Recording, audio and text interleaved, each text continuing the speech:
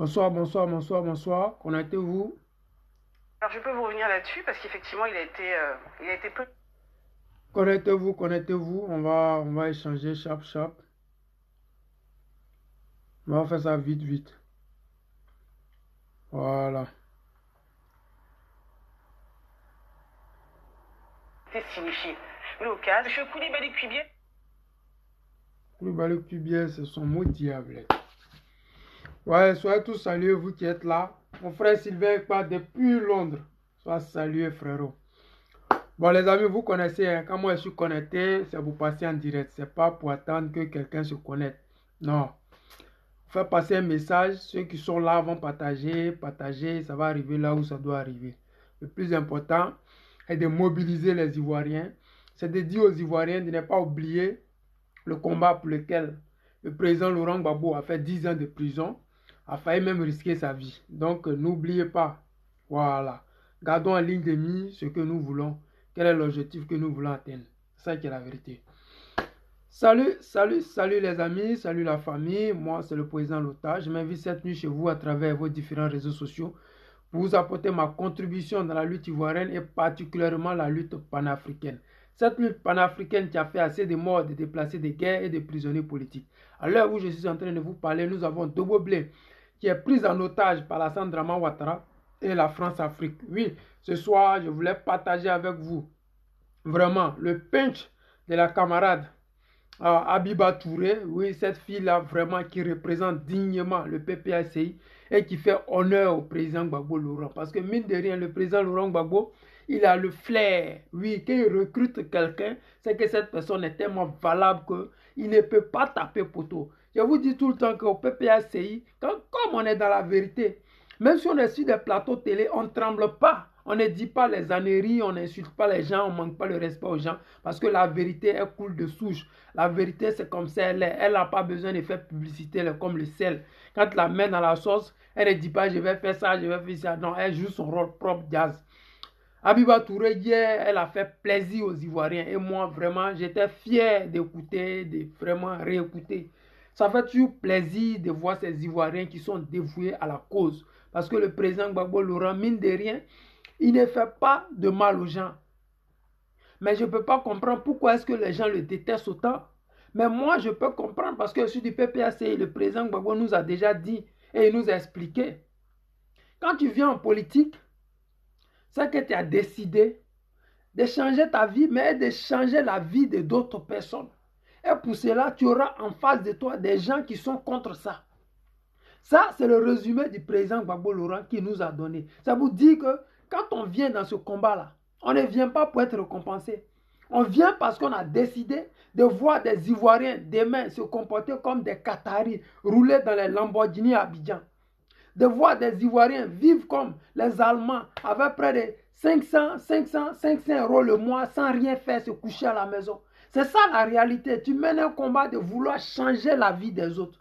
Oui, c'est pour cela que je dis merci à Abiba Touré d'avoir fait plaisir aux Ivoiriens et d'avoir recadré le RHDP ou le RDR d'Alassane Draman Ouattara. Ces personnes-là qui sont égarées, ces personnes-là qui sont dans le mensonge continu, ces personnes-là qui pensent qu'en essayant de distraire les Ivoiriens n'auront pas l'opportunité de savoir ou de comprendre qu'est-ce qui se passe. Parce que c'est facile de dire que le président Laurent Gbagbo est condamné à 20 ans, mais vous devez prouver aux Ivoiriens pourquoi est-ce qu'il est condamné à 20 ans. Le président Laurent Gbagbo n'est pas Charles Blé Goudé, le président Laurent Gbagbo n'est pas Simone Veil, le président Laurent Gbagbo n'est pas affi, le président Laurent Gbagbo ne sera jamais toutes ces personnes-là. Gbagbo reste Gbagbo. Ça veut dire le leader incontesté et incontestable. Celui qui a toujours raison. C'est ça qui est le vrai point. Parce que nous, quand on s'assoit ici, là, les gens me disent souvent que ouais, toi, tu es un idolâtre, tu idolâtres Gbagbo, tu fais la promotion de Gbagbo, tu n'essaies pas de comprendre les pour et les contre de la situation. Toi, tu suis bêtement, aveuglement. Mais moi, je me pose la question, quelqu'un qui suit bêtement et aveuglement, c'est qu'il est bête et il est aveugle. Mais est-ce que quand vous me regardez, je suis bête et puis je suis aveugle? Je ne suis pas bête et puis aveugle. Vous avez vu ceux qui sont partis au palais de la culture. Depuis que le président Laurent Gbagbo est passé au palais de la culture, les artistes de Côte d'Ivoire ont peur d'aller au palais de la culture. Parce qu'ils savent désormais comment on le palais de la culture. Les gens savent désormais comment le mot Gbé parlait de la culture. C'est comment. Donc maintenant, les gens ne peuvent plus s'amuser à dire qu'on va parler de la culture pour faire concert. Parce que si vous partez parler de la culture, si vous avez fait semblant de remplir la cuvette, c'est poteau. Parce que Gbagbo a déjà montré qu'on remplit la cuvette, on remplit dehors et puis on remplit dans les rues. C'est ça qu'on appelle le président Laurent Gbagbo, le guide, celui qui trace les voies et puis les autres viennent, ils passent. Les amis, écoutons Abiba Touré et après on va essayer. Pierre a l'air bien plus informé que l'intéressé lui-même. Mais maintenant, si lui dit que dans cette décision... s'appuie sur, par exemple, cette fameuse condamnation. Même s'il a beaucoup dit durant cette conférence de presse. En 2020, le président Laurent Gbagbo était sur la liste électorale. Merci. Il était sur la liste électorale en 2020. Et puis, effectivement, c'est ce qu'il indique. Le ministère de la Justice va lui remettre une liste de personnes qui vont être déchues de leur droit de suite de quoi ils vont radier le président Laurent Gbagbo de la liste électorale. Des recours vont intervenir aussi bien d'un point de vue national qu'international devant la Cour africaine des droits de l'homme. D'un point de vue local, la CEI et le président du tribunal vont estimer que la radiation est fondée. La Cour africaine des droits de l'homme va considérer que cette radiation n'est pas fondée et qu'il va demander à l'État de Côte d'Ivoire de réintégrer le nom du président Laurent Gbagbo. Là, on est en 2020. En 2021, vous savez que le président Laurent Gbagbo était encore en Belgique à ce moment-là, il n'était pas encore rentré. Le 31 mars 2021, il va être acquitté et puis il va rentrer le 17 juin 2021. C'est donc dans ce contexte que lorsqu'il y a une actualisation de la liste en 2022, que le président va s'inscrire de nouveau sur la liste électorale. Il est reçu par des agents de la CEI qui procèdent à son inscription. À l'issue de cela, parce qu'on vous parle de l'article 4, mais il aurait été intéressant que M. Coulibaly-Cubière lise l'article qui suit et qui dit ceci. L'inscription est de droit et la liste électorale est un document administratif. Alors ça veut dire quoi? Ça ne préjuge pas de la liste électorale définitive, mais ça veut dire que lorsqu'un individu se lève pour aller s'inscrire, la CEI doit l'inscrire.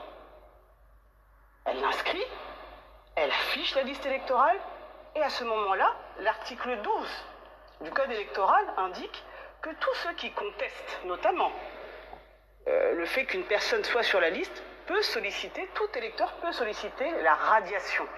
Et ce droit n'est pas limité à tout électeur, il est étendu à tous les membres de la commission électorale.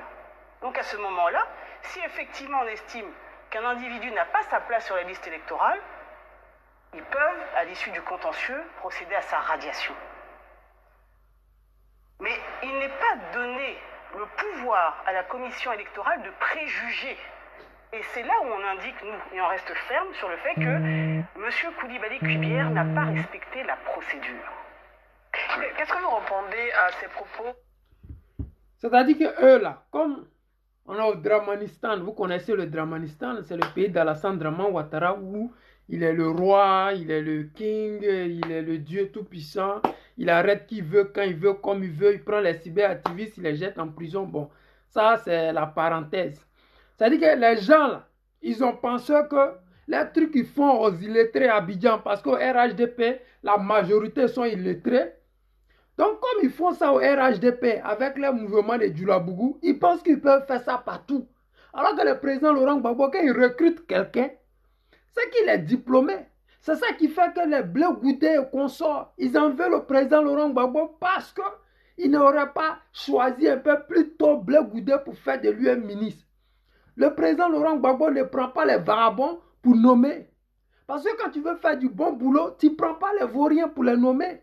Il faut prendre des gens qui ont l'expérience, des gens qui ont la connaissance, des gens qui ont la volonté de faire quelque chose. On ne prend pas quelqu'un parce qu'il sait haranguer la foule. On ne prend pas quelqu'un qui n'a pas de diplôme. On ne prend pas quelqu'un qui ne fout rien de sa vie. On ne prend pas quelqu'un qui est parti en Angleterre, qui n'a même pas pu s'inscrire dans une université et qui est revenu. On ne prend pas quelqu'un qui n'a pas fini ses études. Soro Guillaume, c'est parce qu'il avait les armes qu'ils l'ont pris. Donc les Blé Goudé là, Gbagbo ne pouvait pas les prendre. Mais la fille que vous avez vue là, la femme que vous avez vue là, la jeune belle femme que vous avez vue là, elle connaît son travail. C'est-à-dire qu'elle lit le droit à la télévision. C'est-à-dire qu'au moment où Charles Blé Goudé est en train de se faire massacrer par les tocards du RHDP sur des plateaux télé, elle est en train de démontrer sur des plateaux télé ceux qui ont eu tort d'enlever le nom du président Gbagbo Laurent sur la liste électorale. C'est-à-dire qu'au moment où les gens sont en train de dire oui, Charles Blé Goudé doit être candidat, Charles Blé Goudé, non, je ne suis pas candidat parce que j'ai peur de ces élections-là, je veux la paix, à cause de la paix, je ne vais pas aux élections. Elle est en train de démontrer que voici ce que la loi dit. Voici ce qui est faisable et voici ce qui n'est pas faisable. Mais comme au RHDP, au RDR confirmé rebelle, les gens pensent toujours que le vuvuzela là, ça paye. Les gens pensent que toujours que la désinformation là, c'est la seule bonne chose qui peut arriver en Côte d'Ivoire. Les gens pensent que comme Draman Ouattara a dit, ça dit que c'est vrai. Parce qu'il a dit qu'il était diplômé, docteur de ceci, cela. Donc ça veut dire qu'automatiquement, quand il va venir au pouvoir, les Ivoiriens auront l'argent. Mais aujourd'hui, depuis qu'Alassane Draman Ouattara là, les Ivoiriens sont 10 000 fois plus pauvres qu'au temps de la guerre où Gbagbo Laurent était au pouvoir avec la moitié du pays qu'il gérait. Les amis, on avance. C'est ça aussi la réalité. Hein. Nous autres, là, on est là pour démontrer. Votre réaction pour ces condamnations tout à l'heure. Hein. Oui.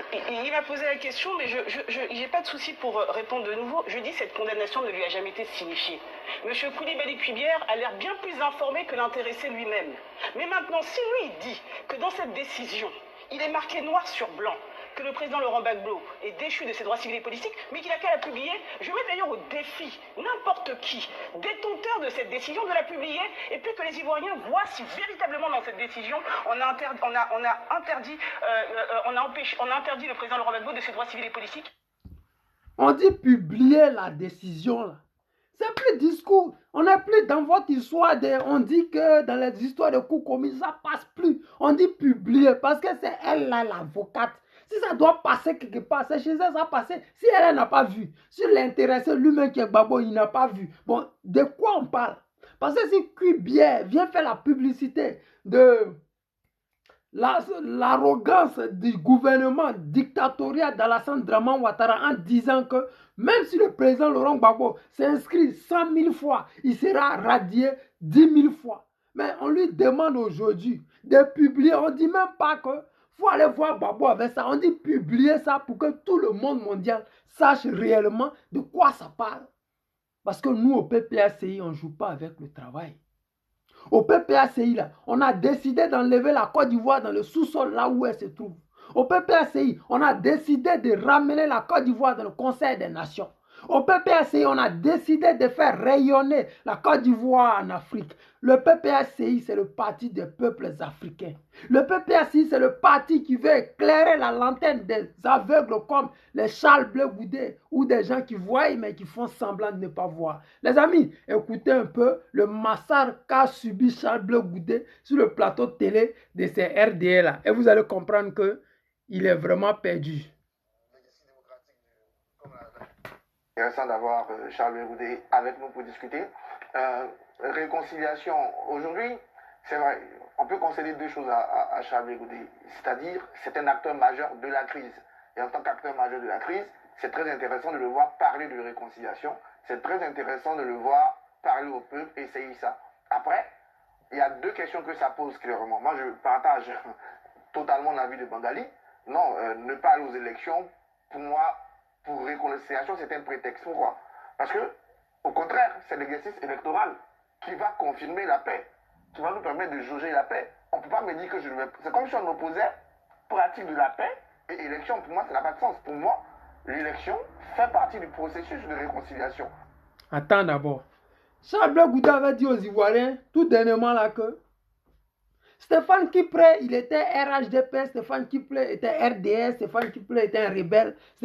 C'était l'opportunité pour Charles Blé Goudé de démontrer aux Ivoiriens que lui, là, il va aller gagner Stéphane Kipré, il va aller gagner le PPACI dans les unes. C'était ça la vérité. C'était l'opportunité pour Charles Blé Goudé pour démontrer aux Ivoiriens que lui, Charles Blé Goudé, il n'est pas fini. Et que lui, Charles Blé Goudé, ce n'est pas grâce au président qu'il a existé dans la politique, mais il a existé avant le président Gbagbo Laurent. Mais hélas, il s'est fait insulter, massacrer sur des plateaux télé. Pourquoi? Parce qu'il n'est plus digne de respect. Parce qu'il ne fait plus rêver cette jeunesse-là. Ceux qui sont en train de parler de lui sur ce plateau télé-là, ce ne sont pas des idiots. Ce sont des gens qui ont idolâtré, aimé Charles Blé Goudé. Charles Blé Goudé, il n'y a pas un jeune de mon âge qui peut dire que lui n'aime pas Charles Blé Goudé. Ça n'existe pas. Mais si aujourd'hui, cette jeunesse-là ne reconnaît plus en Charles Blé Goudé, c'est parce qu'à un moment donné, Charles Blé Goudé, il s'est rallié. Parce qu'à un moment donné, Charles Blé Goudé a pris peur. Parce qu'à un moment donné, Charles Blé Goudé a reculé parce qu'il s'est dit, là où je vais là, c'est chaud. Mes frères, c'est quand c'est chaud que les dieux avancent. On dit que quand c'est chaud là, c'est là les dieux avancent. Mais quand c'est chaud et puis tu recules, quand c'est chaud et puis tu trembles là, mais c'est là, les maudits vont venir sur le plateau télé et puis ils vont te dire que tu as mouillé. Ils vont te dire que tu as eu peur. Ils vont te dire que tu ne vaux rien, tu ne sers à rien désormais. Mais regardez Abiba. Il dit qu'elle est dans la jungle entourée de maudits. Et puis elle sort les mots comme ça. Elle dit, voici ce que l'article t'en dit. Voici ce qui est dit, voici ce qui doit être fait. Et puis c'est elle-même qui est en train de les éduquer maintenant. C'est elle-même qui leur dit, oui, ça là, ça ne devait pas être dit comme ça. C'est-à-dire qu'au RHDP, les gens vont prendre ça comme injure. Au RHDP, les gens vont voir ça genre comme manque de respect à Alassane Dramane Ouattara. Parce qu'au RHDP, les gens, ils adorent le mensonge. Ils adorent vivre dans l'émotion. Oui, c'est des rêveurs. C'est des gens qui dirigent le pays comme des gangsters. C'est des gens qui mettent autour de leurs parents, leurs neveux, leurs tantes, les nièces. Ils ne savent même plus faire la différence. C'est quoi l'État et la société familiale. Aujourd'hui, la Côte d'Ivoire, que j'aime si bien appeler Dramanistan, c'est-à-dire que le pays de Dramane Ouattara, aujourd'hui là, c'est une histoire de famille. Et aujourd'hui, quand tu vois sur les plateaux télé, même le journaliste n'a pas courage de parler du troisième mandat. Aujourd'hui, en Côte d'Ivoire, les gens ne parlent pas du troisième mandat qui est illégal. Mais le RHDP ne se pose même pas la question de savoir si Alassane Dramane Ouattara a le droit de faire un quatrième mandat.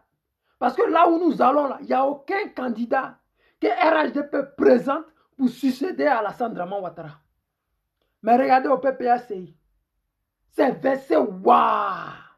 Regardez au PPACI. Si j'ai ma bouche, je vais vous donner Blaise Las, Stéphane Kipré. Ça, c'est les petits d'abord. Hein. Il y a Kone Katina, les vieux morts. Il y a Damana Alia Picasso, dit Picasso. C'est-à-dire que le meilleur dessinateur du monde mondial. Celui-là même qui va restructurer le parti. Celui-là qui crée des misères à Alassane Dramane Ouattara. Celui-là que Dramane Ouattara vient enfermer avant 2025. C'est celui-là que Dramane Ouattara ne veut pas le voir se présenter face à lui ou face à ses candidats en 2025. Le problème actuellement là, Dramane Ouattara est à la recherche d'un candidat pour le PPACI. Je vous dis, il va arrêter tous les gens qui sont actuellement au PPACI là.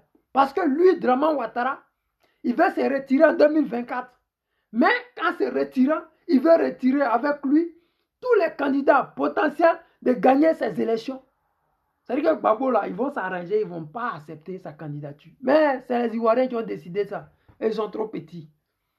Les amis, écoutons Abiba Touré, nous fait plaisir. On a retiré ses droits civils et politiques, on le voit. Donc vous la reconnaissez pas, c'est pas Mais on ne l'a jamais eu. Mais vous n'avez jamais vu le procès, pourquoi en Côte d'Ivoire ici aussi? Pardon? Donc vous Excusez-moi. n'avez jamais eu de procès. Non, pas les questions. Non, Il n'y a je pas vais vous de expliquer. procès. Je vais vous expliquer comment ça se passe. Voilà. Dans un pays de droit et dans un pays qui a un code de procédure pénale comme Merci. la Côte d'Ivoire. Merci. Quand on veut vous poursuivre, on doit vous en informer. C'est-à-dire, on doit vous dire, monsieur, vous êtes attendu devant le tribunal tel jour à telle heure pour comparaître et répondre de tel ou tel fait qui vous sont reprochés. D'accord. D'accord? Cet acte Peter 007 n'a pas eu cette chance-là. Au Dramanistan, on tape ta porte, tu ouvres, on te prend, on te fout en prison. Oui. À l'aise, ils l'ont pris à l'aéroport, ils l'ont foutu en prison. C'est ça la réalité. Nous sommes dans ces games-là et on y va. est remis par un commissaire de justice, d'accord? Et on appelle ça la signification. En droit, qu'est-ce qu'on dit? On dit la signification doit être faite à personne, c'est-à-dire je dois venir vous voir vous-même pour vous remettre l'acte. C'est logique, parce que sinon qu'est-ce qu'on fait? Je peux remettre l'acte ou dire prétendre que je ne vous sais pas où est-ce que vous habitez, et puis remettre l'acte à je ne sais qui, et puis finalement vous n'êtes pas informé. Mais si vous avez élu domicile chez un avocat par exemple. Non, alors je vous explique. Oui. La signification à Elle vous explique. Je vous explique. Comment ça se passe? Avant toute procédure, par définition, vous n'avez pas encore un avocat, puisqu'il n'y a pas de procédure. C'est quand on vous signifie que vous êtes informé qu'il y a une procédure et que vous prenez un avocat. D'accord? C'est comme ça que ça se passe. Donc, quand on veut vous poursuivre, on vous envoie l'acte et vous prenez l'acte, vous dites « Ah d'accord, ok », vous prenez la tâche avec votre avocat et vous dites à votre avocat d'aller vous... C'est ça qui est la réalité. C'est-à-dire qu'elle est en train de détailler petit à petit ce que les RDN ne comprennent pas.